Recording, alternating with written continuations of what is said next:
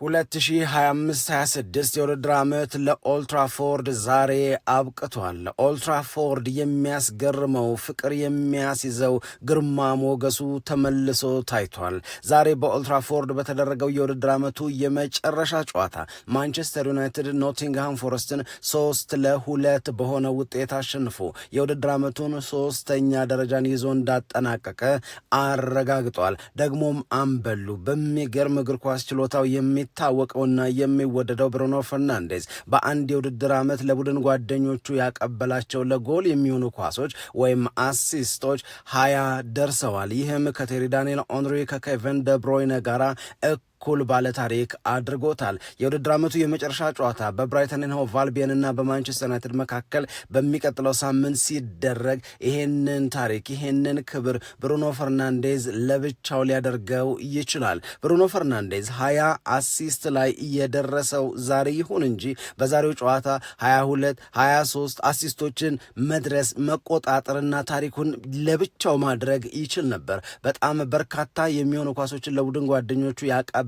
ቢሆንም የተለያዩ የዩናይትድ ተጫዋቾች እሱ አሪፍ አድርጎ የሰጣቸውን ኳሶች ወደ ጎልነት ስላልቀየሯቸው አንድ አሲስት ብቻ አድርጎ 90 ደቂቃው ተጠናቋል። ደግሞም ብራዚላዊው ካዚሜሮ ከማንቸስተር ዩናይትድ ጋር በኦልትራፎርድ የመጨረሻውን ጨዋታ ያደረገው ዛሬ ነው። 81ኛው ደቂቃ ላይ ካዚሜሮ ተቀይሮ ሲወጣ ኦልትራፎርድ ከመቀመጫው በተነሱ ደጋፊዎች ደመቀ። ጭብጨባቸው፣ ክብራቸው፣ ለሱ ያላቸውን ፍቅር የገለጹበት መንገድ የእውነት ማንንም ቢሆን ስሜታዊ ያደርጋል። ካዚሜሮ እባክህ አንድ ተጨማሪ የውድድር ዓመት አብረህን ቆይ ማለታቸውን ቀጥለዋል። የማንቸስተር ዩናይትድ ደጋፊዎች ካሪክ ንግግር አድርጓል። ካዚሜሮ መልእክት አስተላልፈዋል። ማንቸስተር ዩናይትድ ከፍ ባለ ክብር የውድድር ዓመቱን በኦልትራፎርድ ዛሬ አጠናቋል።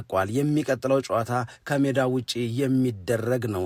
የኦልትራፎርድ ግርማ ሞገስ በድጋሚ ለዋለው በደንብ አድርጎ ተመልሷል። አሁን ለካሪክና በሚቀጥለው የውድድር ዓመት የማንቸስተር ዩናይትድ ተጫዋች ለሚሆኑ ትልቁ ኃላፊነት ይህንን በሚቀጥለው የውድድር ዓመት እንዲቀጥል ማድረግ ነው። ማንቸስተር ዩናይትድ በጣም ደስ ይላል። ሰላም ጤና ይስጥልን፣ እንደምናላችሁ የተከበራችሁና የተወደዳችሁ የሸገር ስፖርት ዊዝ አበበ ግደይ የዩቲዩብ ቻናል ቤተሰቦቻችን በያላችሁበት እጅግ አስደሳች ጊዜን እያሳለፋችሁ እንደሆነ ተስፋ እናደርጋለን። መልካሙን ሁሉ ለእናንተ እንመኛለን። ታዲያ ይህንን ሸገር ስፖርት ዊዝ አበበ ግደይ የሚለውን የእኛን የዩቲዩብ ቻናል ሰብስክራይብ አድርጉ፣ የደውል ምልክቱን ተጫኑት፣ ሊንኩን ለሌሎች አጋሩና በተከታዮች ቁጥር እንድንበዛ የምንሰራቸው ፕሮግራሞችም ብዙ ሰዎች ጋራ መድረስ እንዲችል ማገዛችሁን ቀጥሉ። እስካሁን ላበረታችሁን አቅም፣ ጉልበት፣ ድጋፍ ለሰጣችሁን በሙሉ የላቀ ምስጋናችን ይድረሳችሁ እንላለን። ከልብም እናመሰግናለን። ኦልትራፎርድ የውድድር ዓመቱን የመጨረሻ ጨዋታ ዛሬ አድርጎ ምን ያህል በካሪክ ስር እንዳማረበት አሳይቶ የደረጃ ሰንጠረዡን በሶስተኛነት እንደሚያጠናቀቅ አረጋግጦ በአውሮፓ ቻምፒዮንስ ሊግ መመለሱን አሳምሮ እና አሳምኖ ደጋፊዎቹን እጅግ በጣም ከፍ ባለ የደስታ ስሜት ውስጥ እንዲገቡ አድርጓቸዋል። የማንቸስተር ዩናይትድ ደጋፊዎች ልማዳቸው በኩራት አንገት ቀና አድርጎ መሄድ ነው። ይሄ ልማድ ሰር አሌክስ ፈርጉሰን ጡረታ ከወጡ የተለያዩ ሰዎችም ማንቸስተር ዩናይትድን በቋሚ አሰልጣኝነትና በጊዜያዊ አሰልጣኝነት ይዘው በሞከሯቸው ያለፉት 13 ዓመታት ሙከራዎች አልተሳካም። ብዙ ጊዜ እንደሚፈለገው መሆን አልቻለም። ባለፉት 16 ጨዋታዎች ዩናይትድ ከካሪክ ጋር ያሳለፈው ጊዜ ግን የእውነት ለመናገር ሁሉ ነገር ያማረበት የማንቸስተር ዩናይትድ እንደገና ግሬሱ እንደገና ክብሩ ሲመለስ ምስክር ሆነን የኮመኮምንበት ነበር። ማንቸስተር ዩናይትድ እንደዚህ ሲሆን የእንግሊዝ ፕሪሚየር ሊግ ይበልጥ ያምራል፣ ይበልጥ ይደምቃል።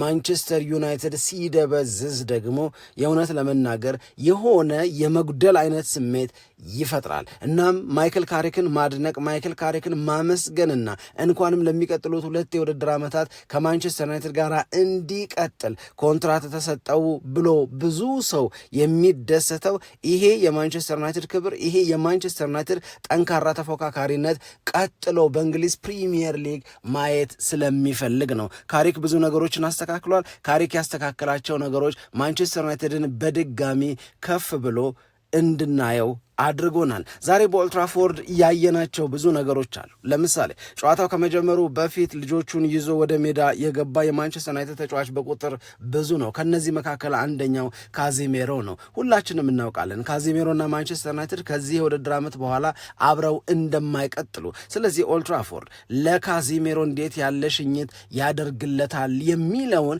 የማየት ጉጉት ነበረን። ካዚሜሮን በተለያዩ አጋጣሚዎች በተለይ ክለቡ እና ካዚሜሮ ዘንድሮ የመጨረሻችን ይሁን አብረን አንቀጥልም ካዚሜሮን አመስግነን እንሸኛለን ብለው እንደሚለያዩ ካረጋገጡበት ጊዜ አንስቶ የማንቸስተር ዩናይትድ ደጋፊዎች ኦልሞስት በእያንዳንዱ የኦልትራፎርድ ጨዋታ ላይ ካዚሜሮን ሲማጸኑት ለሰጣቸው ልዩ አገልግሎት ለማንቸስተር ዩናይትድም ላለው ልዩ ክብርና ፍቅር እነሱም ፍቅር ምላሽ ሲሰጡት ነበር። ከአንተ መለያየት ከባድ ነው፣ አንድ ተጨማሪ የውድድር ዓመት አብረህን ቆይ ብለው እባክህ ብለው ለምነውታል። ነገር ግን ካዚሜሮ መንገዱን መቀጠልን መርጧል። ማንቸስተር ዩናይትድም የሚከልሰው ሐሳብ እንደሌለ አረጋግጧል።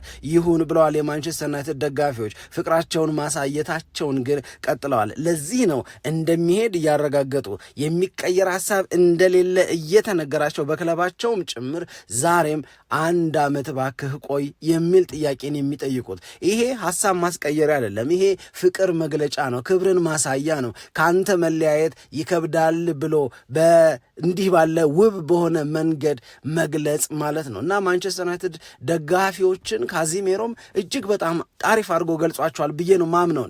ከጨዋታው በኋላ ካዚሜሮ ማይክ ከተሰጣቸው የማንቸስተር ዩናይትድ ሰዎች መካከል አንደኛው ነበር። እንዲሰናበት አመስግኖ እንዲለያይ ተመራርቀው እንዲሸኛኙ ማይክ በሰጡት ጊዜ ማንቸስተር ዩናይትድ ቤት ውስጥ በጣም ብዙ ልዩ ነገሮች አሉ አለ። እሱን ነው ብዙ ሚዲያዎች እያነሱ የሚገኙት ወይም እያጎሉ የሚገኙት። በጣም ብዙ ልዩ ነገሮች አሉ። አሪፍ ተጫዋቾች ይመጣሉ፣ አሪፍ ተጫዋቾች ይሄዳሉ፣ አዳዲስ አሰልጣኞች ይመጣሉ፣ አሪፍ አሰልጣኞች ይመጣሉ። ማንቸስተር ዩናይትድ እንደነዚህ ባሉ ሰዎች ለረጅም ዓመታት ምናልባትም በታሪኩ የሚበዛውን ጊዜ በዚህ የታደለ ነው ማንቸስተር ዩናይትድ። ነገር ግን ማንቸስተር ዩናይትድን ልዩ የሚያደርገው በተለያየ ጊዜ ወደ ቡድኑ የሚመጡና የሚወጡ ተጫዋቾችና አሰልጣኞች አይደሉም ብሎ ነው የሚያምነው።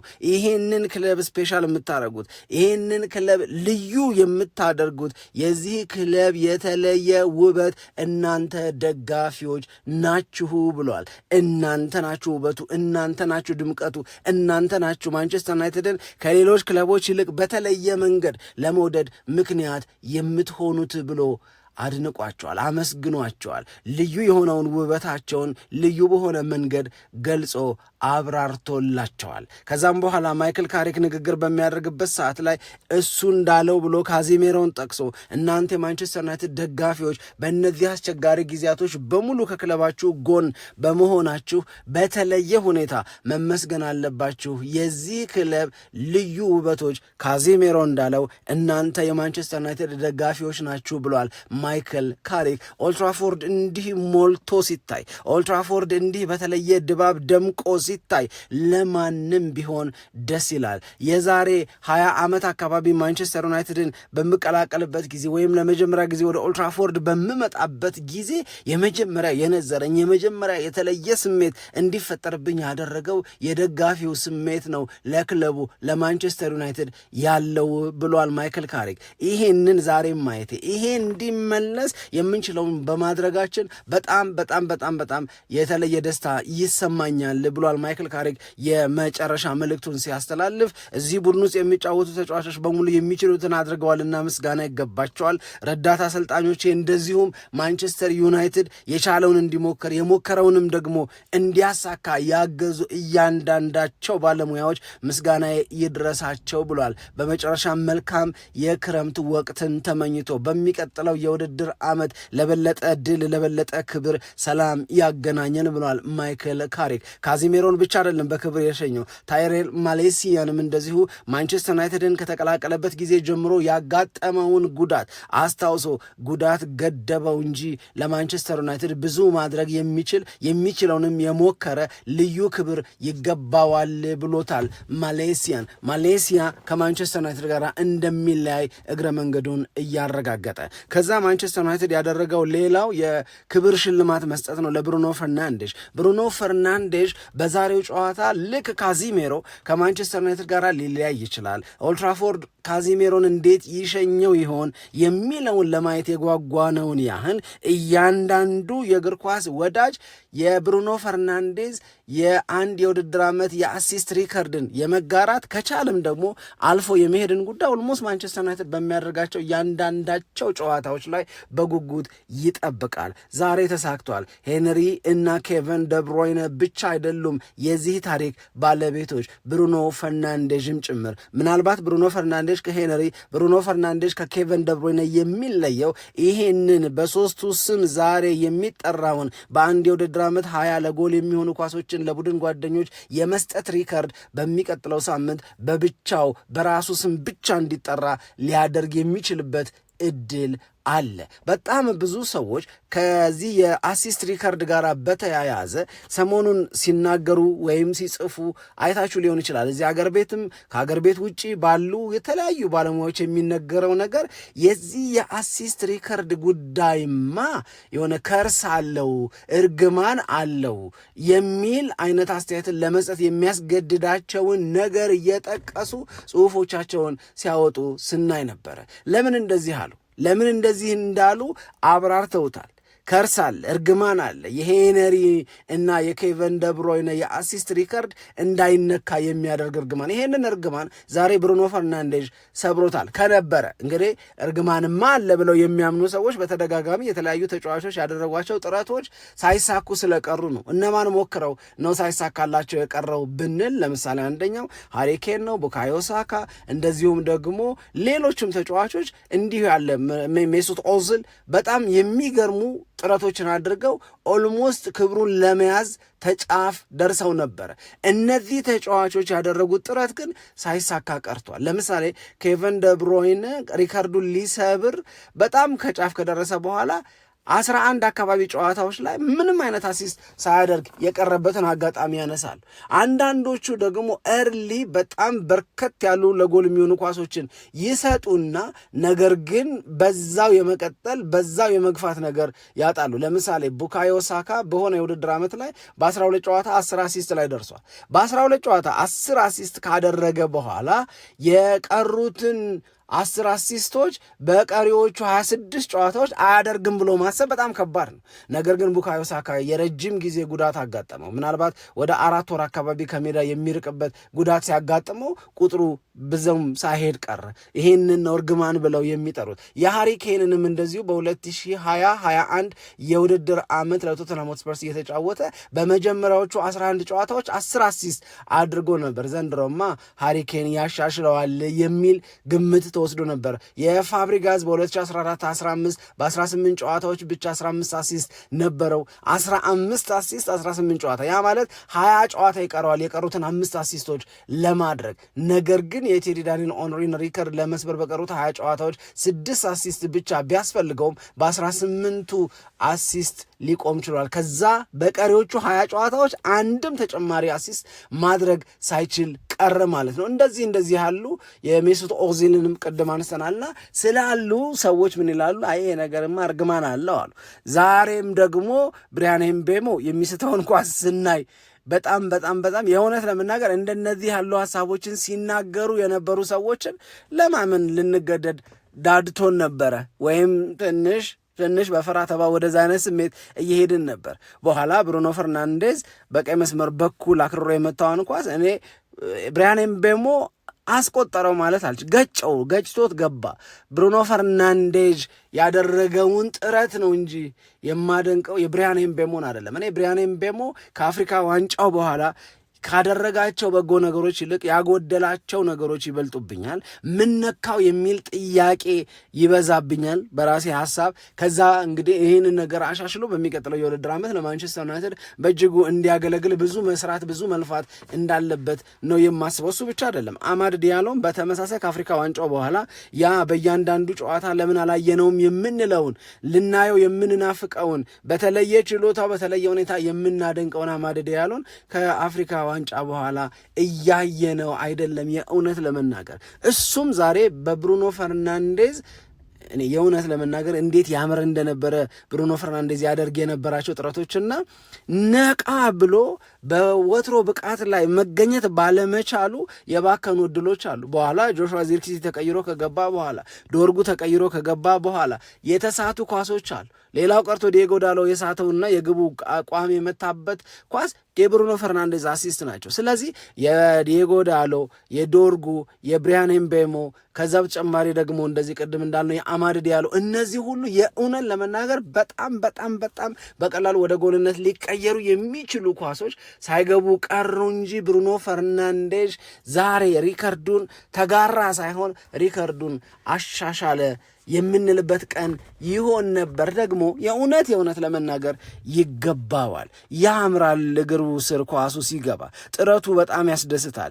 እይታው በጣም የሚገርም ነው። ጎል ለሚሆኑ ኳሶችን አሲስት ማድረግ ብቻ ሳይሆን የሚፈጥራቸው የግብ እድሎች ተሰፍረውና ተቆጥረው የሚያልቁ አይነት አይደሉም። ብሩኖ ፈርናንዴዝ ለማንቸስተር ዩናይትድ፣ ብሩኖ ፈርናንዴዝ ለእንግሊዝ ፕሪሚየር ሊግ የእውነት ለመናገር ትልቅ ድምቀት ነው። ማንቸስተር ዩናይትድ እንግዲህ እንደነዚህ ያሉ ግለሰባዊ ክብሮችን ከረጅም ዓመታት በኋላ ነው ዘንድሮ እንደገና ማግኘት የጀመረው። ለምሳሌ ይሄው ብሩኖ ፈርናንዴዝ የእግር ኳስ ጸሐፊዎች ማህበር የዘንድሮ የውድድር ዓመት የፕሪሚየር ሊጉ ኮከብ ተጫዋች አድርጎ መርጦታል። ይሄ የፉትቦል ራይተርስ አሶሲዬሽን የምንለው ብሩኖ ፈርናንዴዝ ይህንን ክብር ሲያገኝ 2010 ላይ ዌይን ሩኒ ከተሸለመ በኋላ የመጀመሪያው የማንቸስተር ዩናይትድ ተጫዋች ነው እንዲህ ያለውን ክብር ሲያገኝ። ይሄ ማለት 16 ዓመት በኋላ ማለት ነው። ማንቸስተር ዩናይትድ በቡድን በፕሪሚየር ሊግ ክብር እየራቀው በግለሰብ ተጫዋቾችም እንደነዚህ ያሉ የግለሰብ ሽልማቶችን ማግኘት እየተቸገረ ነበረ። ግን ብሩኖ ፈርናንዴዝ የእውነት ለመናገር ጀግና ነው። ማንም ከየትኛውም የዓለማችን ክፍል እግር ኳስን የሚወድ የሚከታተል የብሩኖ ፈርናንዴዝን ልፋት የሚያውቅ በሙሉ ይሄ ቀን ለብሩኖ ፈርናንዴዝ እንዲህ ባለ መንገድ እንዲከበርበት መምጣቱ እሱም አሲስት ማድረጉ ከሄንሪ እናም ደግሞ ከኬቨን ደብሮይነ ጋራ ክብሩን መጋራቱ በጣም በጣም በጣም አስደሳች ያደርገዋል። ምናልባት በቀጣይ ፕሮግራሞቻችን ላይ የብሩኖ ፈርናንዴዝን አሲስት እና የነ ሄነሪን የነ ኬቨን ደብሮይነን በስፋት እና በዝርዝር እያነጻጽርን ለማየት ጥረት እናደርጋለን። ግን በቀላሉ ለመረዳት እንዲመቻችሁ ያህል ብሩኖ ፈርናንዴዝ በዘንድሮ የውድድር ዓመት 20 የሚሆኑ ለጎል ኳሶችን አመቻችቶ ለቡድን ጓደኞቹ ሰጥተዋል። አንድ ጨዋታ ይቀረዋል ከብራይተን ጋራ። እዛ ላይ አንድ ተጨማሪ አሲስት ካደረገ ባለታሪክ ባለሪከርድ ይሆናል። ብሩኖ ፈርናንዴዝ በዘንድሮ የውድድር ዓመት 10 ኳሶችን ከክፍት የጨዋታ እንቅስቃሴ ለቡድን ጓደኞቹ ሰጥቷል። 6 ኳሶችን ከማዕዘን ምት ነው አሻግሮ አሲስት ያደረገው። 4ቱን ደግሞ አሲስት ያደረገው ከቅጣት ምት ነው። ቴሪ ዳንኤል ኦንሪ በ2002-2003 የውድድር ዓመት 20 ለጎል የሚሆኑ ኳሶችን ለቡድን ጓደኞቹ ሲሰጥ 18ቱን ከክፍት የጨዋታ እንቅስቃሴ ነው። 2ቱ ከማዕዘን ምት ነው። ከቅጣት ምት ምንም አሲስት አላደረገም። ኬቨን ደብሮይነ በ2019-20 ጊዜ ለቡድን ጓደኞቹ ለጎል የሚሆን ኳስ ሰጠ ሲባል 17ቱ ከክፍት የጨዋታ እንቅስቃሴ የተገኙ፣ 2ቱ የማዕዘን ምት የተሻገሩ፣ አንዱን ደግሞ ከቅጣት ምት አሲስት ያደረገው ነው። ብሩኖ ፈርናንዴዝ ባለተራው ጀግና ብሩኖ ፈርናንዴዝ የማንቸስተር ዩናይትድ የምር አገልጋይ የእንግሊዝ ፕሪሚየር ሊግም ደግሞ ድምቀት ነው። በቀጣይ ፕሮግራሞቻችን ላይ የዚህን ተጫዋች እና የማንቸስተር ዩናይትድ ቆይታውን በተለየ መንገድ ለማክበር የሚረዱ መረጃዎችን ወደ እናንተ እናደርሳለን። ማንቸስተር ዩናይትድ በዛሬው ጨዋታ ላይ ያስቆጠረው በተለይ የማቲያስ ኩኛ ጎል መጽደቁን በተመለከተ በጣም ብዙዎቻችሁ ጥያቄዎችን እየላካችሁ ልክ ነው ወይ ተገቢ ነው ወይ በቪዲዮ አሲስታንት ሪፈሪ ተጠርተው የፒች ሳይድ ስክሪኑን ካዩ በኋላ ዳኛው ጎሉን ማጽደቃቸው በምን ምክንያት በምን አግባብ ነው የሚል ነው። እንግዲህ የእግር ኳስ ዳኝነት ከዚህ በፊትም እንደምንለው ያ በሎስ ኦፍ ዘ ጌም ላይ በግልጽ የሚቀመጡ ህጎች አሉት። የመጀመሪያው ነገር ዛሬ ዳኛው የወሰኑትን ውሳኔ የዳኛውን ሐሳብ በመደገፍም የዳኛውን ሐሳብ በመቃወምም ሐሳብ የምትሰጡ ሰዎች አንዳችሁ ተሳስታችኋል፣ አንዳችሁ ልክ ናችሁ ሊባል አይችልም። አስተውላችሁ ከሆነ ካሜራው ለዳኛው የነበረውን አጠቃላይ የኳሷን ሂደትና የብሪያን ኤምቤሞን ኳሷን የነካበትን አግባብ ሲያሳይ የነበረበት ሁኔታ በሁለት አንግሎች ነው። አንድ ከኋላ ሆኖ ሲታይ ያለውን ምስል፣ ሁለት ከፊት ለፊት ደግሞ ሲታይ ያለውን ምስል ነበር ሊያሳያቸው ይሞክር የነበረው ለዳኛው።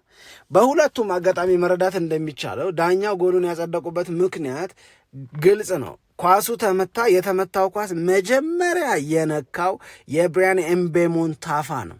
ታፋውን ከነካ በኋላ በታፋው ዲፍሌክት ከተደረገ በኋላ ነው እዚህ ክርኑ አካባቢ የነካው። ስለዚህ በክርኑ ኳሱን ለመቆጣጠር ተጠቅሟል፣ ተገልግሏል ወይ? አዎ በደንብ አድርጎ። ነገር ግን ዳኛው ማየት ከግምት ውስጥ ማስገባት የፈለጉት መጀመሪያ ታፋውን ነክቶታል ነው። ይሄ ደግሞ ህጋዊ ድጋፍ አለው።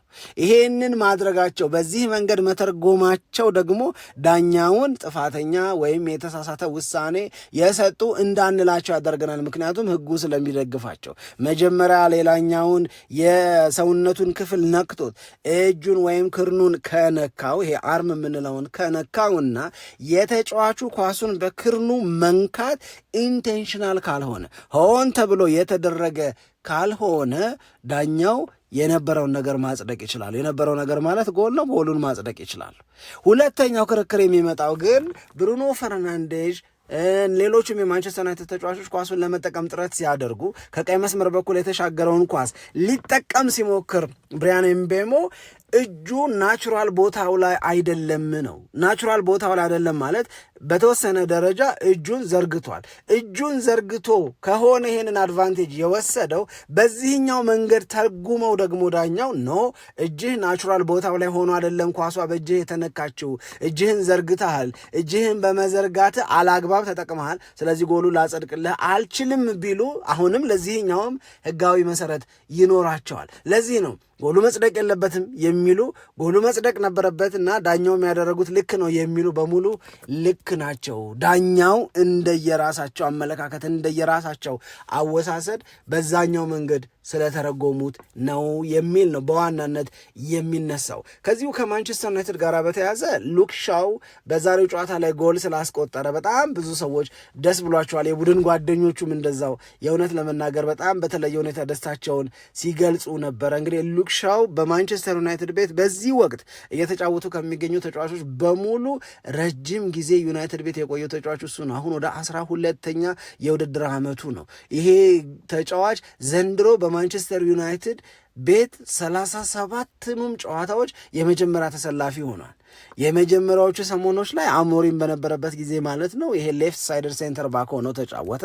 ከዛ ዳረን ፍሌቸር እና ማይክል ካሪክ ደግሞ ሌፍት ባክ አድርገው ተጠቀሙበት። እንግዲህ በጣም ብዙ ጊዜ ሆኖታል ሉክ ሻው ለማንቸስተር ዩናይትድ ጎል ሲያስቆጥር ካየ ነው። ግን ዘንድሮ ቢያንስ ከጉዳት ርቆ ኮንሲስታንት የሆነ ወይም ወጥ የሆነ አገልግሎትን ለማንቸስተር ዩናይትድ ሲሰጥ ነበረ።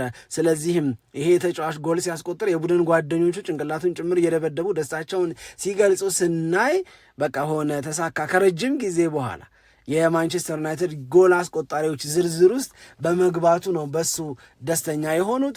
አስተውላችሁታል በደንብ ብሩኖ ፈርናንዴዝም 20ኛውን አሲስት ሲያደርግ ኢቭን ግብ ጠባቂ ሴኔ ላሜንስም ሜዳ ሙሉ ሮጦ ለብሩኖ ፈርናንዴዝ ያለውን ክብር እና ደስታውን ሊጋራው እዛ ድረስ ተጉዞ እንደነበር አይተናል። ብቻ በአጠቃላይ ማንቸስተር ዩናይትድ ቤት የእውነት ለመናገር ግርማ ሞገስ ተመልሷል። ማንቸስተር ዩናይትድ ያምራል።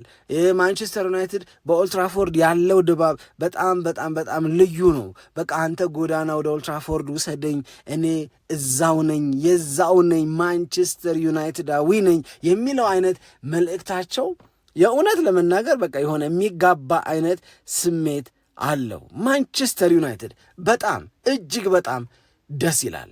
ካሪክ ለሚቀጥለው የውድድር ዓመት ቀጠሮ ይዞ መልካም የረፍት ጊዜ ይሁንላችሁ ብሎ ደጋፊዎቹን አክብሮ ለተጫዋቾቹም እንደዚሁ መልእክቱን አስተላልፈዋል። 38ኛው ጨዋታ ከብራይተን ኤንድ ሆቭ አልቢየን ጋር ይደረጋል። ዩናይትድን ከሶስተኛነት ዝቅ የሚያደርገው የለም። ብሩኖ ፈርናንዴዝ ግን 21ኛ ምናልባትም ከዛም በላይ የሆነውን አሲስቱን በዛ የውድድር ዓመቱ የመጨረሻ ጨዋታ ልክ የዛሬ ሳምንት 12 ሰዓት ላይ ሲደረግ ሊፈጽም ሊያከናውን እናም በብቸኝነት ባለታሪክ ሊሆን ይችላል። ዩናይትድ ግርማ ሞገሱ ተመልሷል። ዩናይትድ በጣም እጅግ በጣም ያምራል።